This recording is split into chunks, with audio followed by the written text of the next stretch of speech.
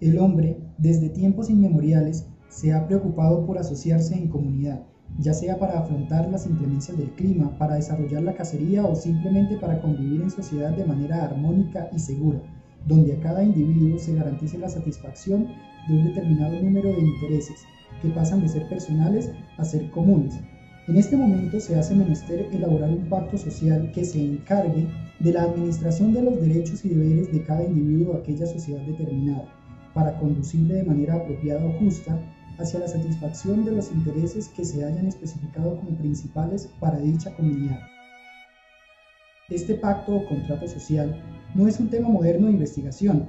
Desde la antigua Grecia, los sofistas, Epicuro y otros pensadores de aquella época habían realizado planteamientos acerca de aquel pacto que estructuraba la vida en sociedad. No obstante, los filósofos no profundizaron los estudios desarrollados en torno a esta temática.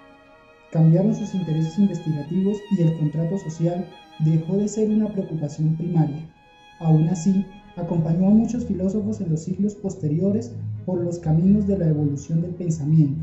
Hasta llegada a la modernidad, fue implantado nuevamente como tema de estudio, ya en manos de pensadores como Hobbes, Locke, Rousseau y Kant, quienes encaminaron sus análisis hacia el redescubrimiento del concepto contrato social y de sus principales características tales como el estado de naturaleza, la propiedad en dicho estado, el contrato inmerso ya en la sociedad y el desarrollo de dicho contrato a cargo de un ente que garantizaría su cumplimiento.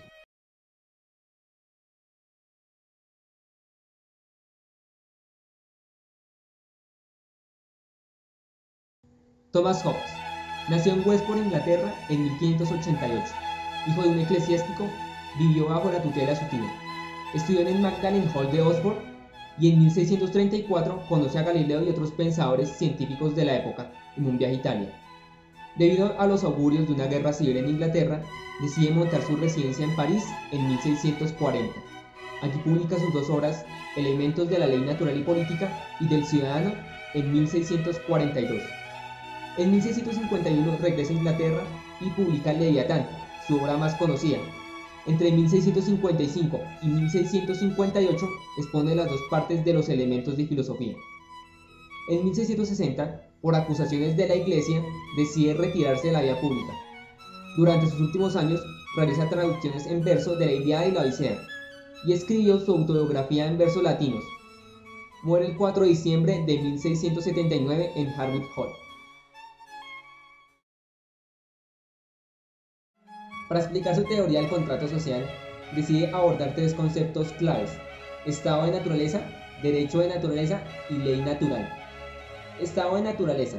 Siendo un recurso metodológico, desde Hobbes se asemeja a un estado de guerra permanente en el que la libertad de hacer lo que se desea posibilita que se invadan la vida y la propiedad de cada hombre. Este miedo a una muerte violenta es un sentimiento colectivo. Derecho de naturaleza. Se resume como la libertad de usar el propio poder para la conservación de la propia vida, mediante los medios que sean necesarios. Ley natural. Plasmada en forma de reglas prescriptivas para todo hombre racional, puede comprenderse primordialmente por medio de una ley fundamental y una segunda ley natural. Ley fundamental. Consiste de dos partes: la búsqueda de la paz y, si no es posible, la legitimidad del uso de la violencia para alcanzarse. Hobbes eleva la búsqueda de la paz como imperativo necesario para la configuración de una sociedad civil necesaria. Segunda ley natural. Derivada de la ley fundamental, consta de dos partes. Primero, la prohibición de lo que la naturaleza nos permite para preservar la paz. Segundo, la limitación de la libertad de luchar contra otros. Desde otra perspectiva, Hobbes está estableciendo dos momentos de la concreción de un pacto: un contrato o pacto social, que es un acuerdo y compromiso común en el que todos abandonan sus derechos de naturaleza, y un pacto de unión, la transferencia de estos derechos a un titular. El objetivo de este momento es el cumplimiento del contrato y el pacto. Este pacto social y pacto de dominio-unión son condición de un pacto de poder, que a su vez se ramifica en poder económico y poder coactivo. De este pacto de poder se levanta el Estado civil y el ordenamiento jurídico. El Estado puede ser entendido como la transferencia del derecho de autogobierno de cada uno hacia la figura del soberano. De esta forma, este actuará con la fuerza de todos para asegurar la paz y la defensa común. No obstante, el derecho a la resistencia no es transferido al protector y realizador del pacto, pues de acuerdo a Hobbes, este derecho es plausible en momentos en que el soberano atente contra la integridad del sujeto sin razón alguna. La figura del soberano es irrevocable, absoluta e indivisible, extinguiéndose cuando se cumpla el pacto o el soberano renuncie a sus obligaciones.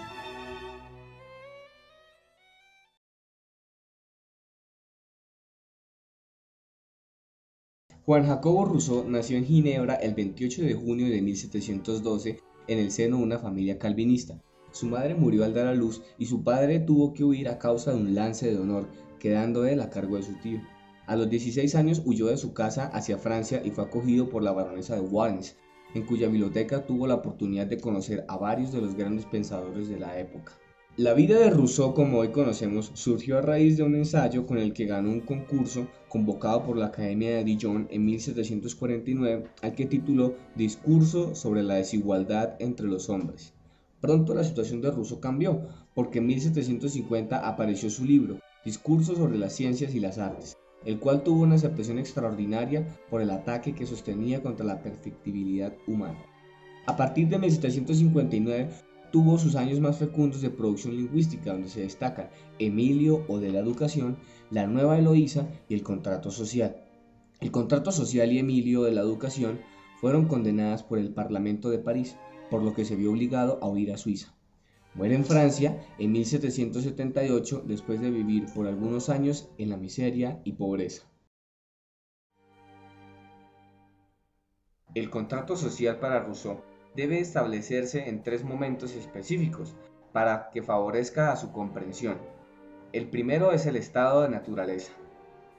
Este estado no es un estado de guerra y anarquía como lo propone Hobbes, al contrario, es de una mutua comprensión y solidaridad. En él, el hombre es un ser sano y correcto, no es oportunista, sino propende por una igualdad. ¿Pero qué lleva al hombre a buscar esa asociación? Nos encontramos entonces con el momento número 2, el estado social.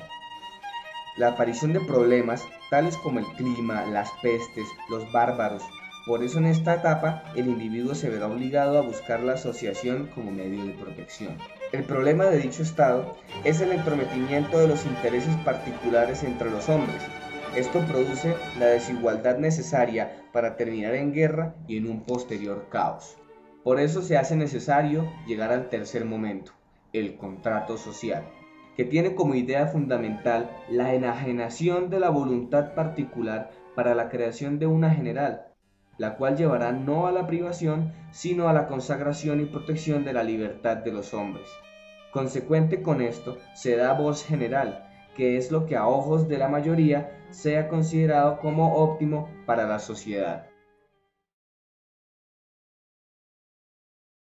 La vida de John Locke está indisolublemente vinculada a las vicisitudes de la Segunda Revolución Inglesa que concluyó en 1689 con el advenimiento al trono de Guillermo de Orange y la instauración de un régimen liberal.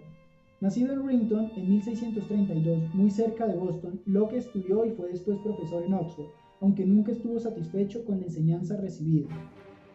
En 1667 abandonó sus compromisos en Oxford para seguir las tumultuosas vicisitudes políticas de Lord Ashley. Su militancia política en las filas de la coalición liberal le llevó a Holanda, en donde organizó la expedición de Guillermo de Orange, cuya victoria habría de determinar el definitivo éxito personal de Locke. Los méritos políticos de Locke son notables. Fue el teórico de la democracia, el predicador de la tolerancia y el profeta de una clara distinción entre Estado e Iglesia. Los méritos filosóficos, sin embargo, no son menores. Con su reflexión, la tradición inglesa del empirismo alcanzó clara conciencia. Sus obras principales son Cartas sobre la tolerancia, Ensayos sobre el entendimiento humano, Tratados sobre el gobierno civil, Pensamiento sobre la educación y la racionalidad del cristianismo. John Locke muere en Essex el 28 de octubre de 1704. Locke introduce su concepto del estado de naturaleza, el cual se caracteriza por ser un estado de paz, buena voluntad, asistencia mutua y conservación. Este estado de naturaleza desaparece por el surgimiento de un estado de guerra, originado en el derecho de cada cual a repeler los ataques contra sí mismo, generándose una condición de enemistad, malicia, violencia y destrucción, que se generaliza por la ausencia de un juez con autoridad capaz de garantizar la convivencia social. La sociedad política o civil nace por un acuerdo social para formar la comunidad política e implica la renuncia de cada uno a su poder natural. Aunque el consentimiento individual es básico para salir del estado de naturaleza, una vez establecida la sociedad civil, la mayoría tiene el derecho para actuar y decidir por todos. El consenso mayoritario legitima el consentimiento y el acuerdo social. El paso del estado de naturaleza a la sociedad civil supone la renuncia de los dos poderes que todo hombre posee en él. Primero, abandonar su capacidad de hacer cualquier cosa para preservarse a sí mismo y someterse a las leyes hechas por la sociedad. Segundo, renunciar a su poder de castigar y, por el contrario, colaborar con el poder ejecutivo para la aplicación de la ley.